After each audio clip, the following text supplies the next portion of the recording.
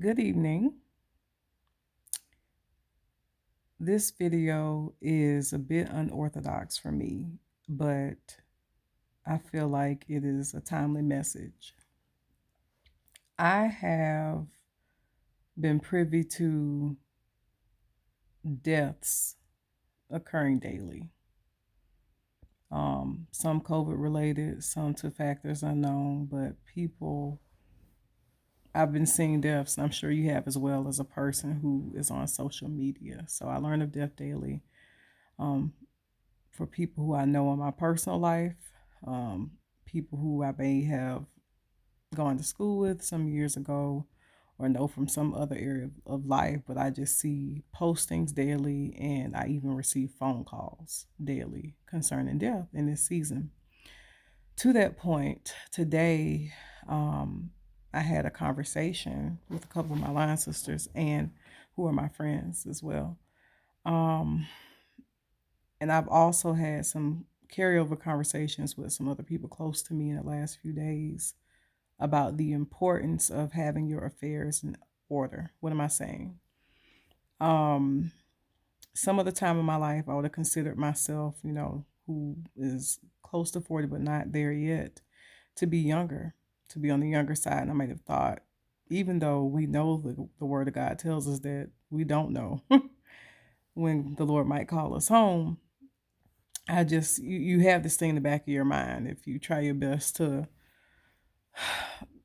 stay as healthy as you can, live well, and consume things that won't tear your body up, you just want to believe that you'll be here long.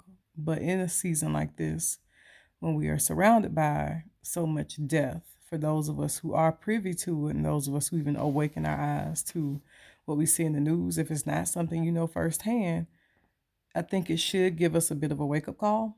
So I'm saying, sending out a message for myself, to hold myself accountable in doing these things and also encourage anybody else who can relate to begin to do things for your estate planning. I heard somebody recently say one of the best things you can do for people who you love and care about is to have your affairs in order so that you don't leave them with a mess when you pass away. And this is a part of the responsibility that we have as adults, frankly, is to just make sure that people know what's supposed to happen when we pass. So I'm obviously not an estate attorney or anybody who has any expertise in these matters, but um, I am privy to seeing people who have unfortunately been in situations where there was not a will in place and the different challenges they've had because of those situations. Also, people who may not be privy to where the deceased person who they are in charge of the state for, they may not know where they put anything. They may not know, let's say you're a person who has insurance, but the people who would be in charge of your state, they have no idea where to start to even look for such policies. So the challenge is to make a plan and make sure that the people who are around you are aware of the plan and that there are people, backup people who will be privy to this knowledge in the event that those who you might believe will be the people to take care of your affairs. So this may be off-putting, but this message has been reoccurring for me for the last few days, and I just want to share this as I too am challenged to make sure I get my affairs in order and not assume that it doesn't matter or I don't have enough time. I also want to note that if you've also been like me, I'll confess in the past, I may have made a joke and said, well, what do I even have to will?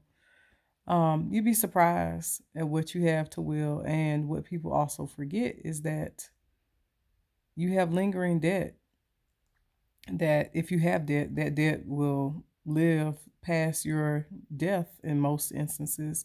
And the person who is to take care of your estate will have to deal with that as well. So do your due diligence, seek out an estate attorney. If you can't, just in the least bit begin to research things. Maybe get in contact with the probate court that would by chance be responsible for handling your affairs. That's it. That's the message. Have a good night. God bless you. Go in peace.